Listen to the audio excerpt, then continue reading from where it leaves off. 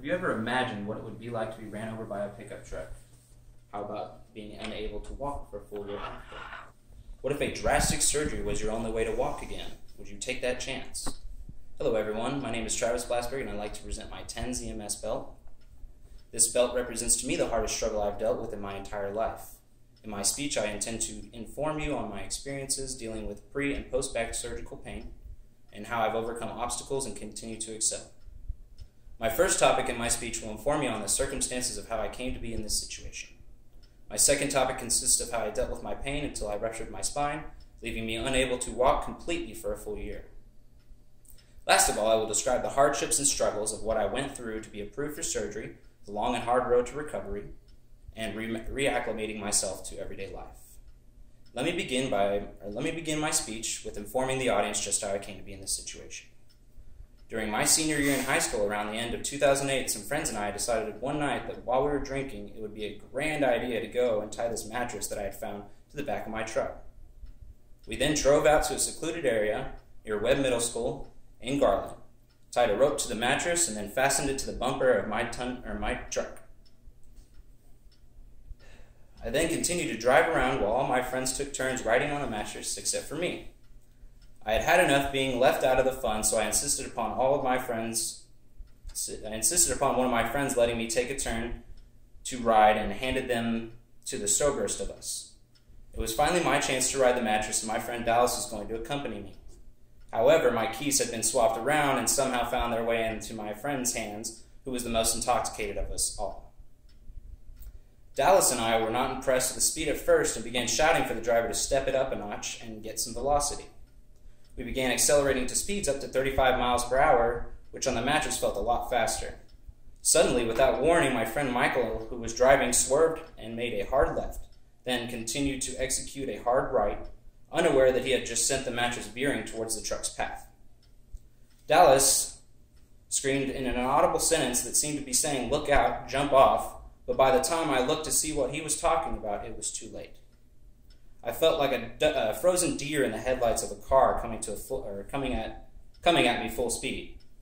I was instantly ran over by all four tires and thrown from the mattress to the ground. I was hardly able to breathe for a couple minutes, leaving me paralyzed and in shock of what just happened. My friends carried me to the truck, laid me in the back of the bed, and then began to drive back to my friend Dallas's house, where I tried to recover from the horrible accident for the next few weeks. After that accident happened, I continued life on for the next 6 years until my back couldn't take the strain anymore. Over the next 6 years, I experienced pain and agony while doing even the simplest task. I went about my life as I usually did, picking up cumbersome items like normal, participating in extracurricular activities in and outside of school, and occasionally pulling a stupid stunt of some kind, but the pain would always be a constant factor in my daily routine. Eventually, I had to grow accustomed to doing tasks differently, changing up patterns that felt like secondhand nature just to avert pain in some way. I could feel my spine starting to get decrepit and feel sore always. Mostly I felt that I was slowly losing my vigor at such a young age, but would not think twice about it and continued with my day in any way I could. Life seemed to be moving along smoothly except for the occasional need to compensate my posture or mannerisms in some way just to avert the pain. It grew to be a constant trouble up until August 2013 when my back decided it was fed up and gave out completely while I was visiting my friend Scott at his house. One morning I awoke to the worst pain I had ever felt. It felt as if my back had been set on fire while simultaneously being punched repeatedly. I didn't know what to make of the pain, so I did what I normally do and ignored it. I began to make my way over to my friend Scott's house and up his stairs to the front door. While walking up the stairs, I could feel my back slowly stiffening up and with every step I took. As I made it to the last stair, my entire left half of my body went numb. I then heard a loud pop in my back, causing me to collapse to the ground, leaving me unable to move my extremities. I screamed for help to Scott until he came outside and rushed to me. He then proceeded to call for an ambulance to rush me to the hospital, and upon arriving at the hospital, I was assigned a room and was taken for numerous x-rays and MRIs, which resulted in 3 vital discs ruptured, and major and nerve tissue damage due to the collapse of my spine, leaving my back bare bone to bone, and me unable to walk for over a year later. Getting the approval for surgery, acclimating myself back into my previous lifestyle, and recovering from extensive back surgery were the most difficult challenges I have ever faced. I never realized just how much of a struggle people with back issues go through until I experienced it firsthand. The pre- and post-back surgical processes were the most dreadful, drawn-out, and painful experiences of my adolescent life. Having to go through such strenuous circumstances to be fully approved for the procedure was very tedious and time-consuming.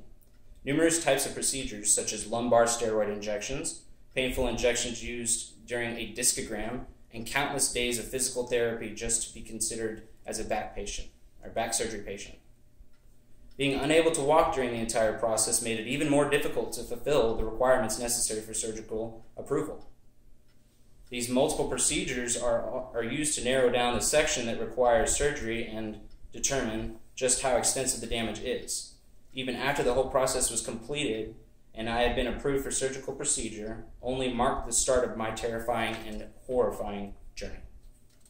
First off, I had already felt completely helpless by being unable to walk correctly for the last year. Now I was being told in great detail how the procedure would go and what I would expect from the outcomes of my specific surgery. I'm not a very comfortable person when it comes to being put under anesthesia. Just one of the things that scares me.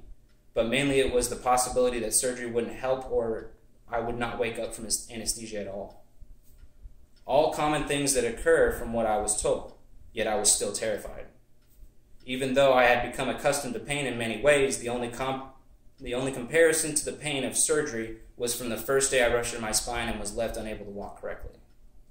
It was a long journey to recovery, spending a gruesome year trying to reacclimate myself into my lifestyle and how to finally get my lower half to work like it used to felt impossible. I'm not 100% back to my original self, but in many ways I have learned to compensate or compromise for my inabilities and restrictions. I'm up and walking around again, so I don't have much to complain about, but a great deal to be thankful for. So my conclusion, first I informed you on the circumstances of my injury and how I've come to be in this specific situation. My second topic described the hardships and difficulties of continuing life without receiving some sort of medical attention for my injury up until I ruptured my spine completely and was unable to walk for a full year. Finally, I illustrate the struggles of the pre- and post-back surgical processes and how I've acclimated myself to everyday life and surmounted this injury to the best of my abilities. I believe an event such as this back injury can humble even the most prideful person, molding a completely different perception of life. I hope my speech has informed you on just one of the possible causes of back injuries and how one can overcome the struggles and difficulties that are presented to them.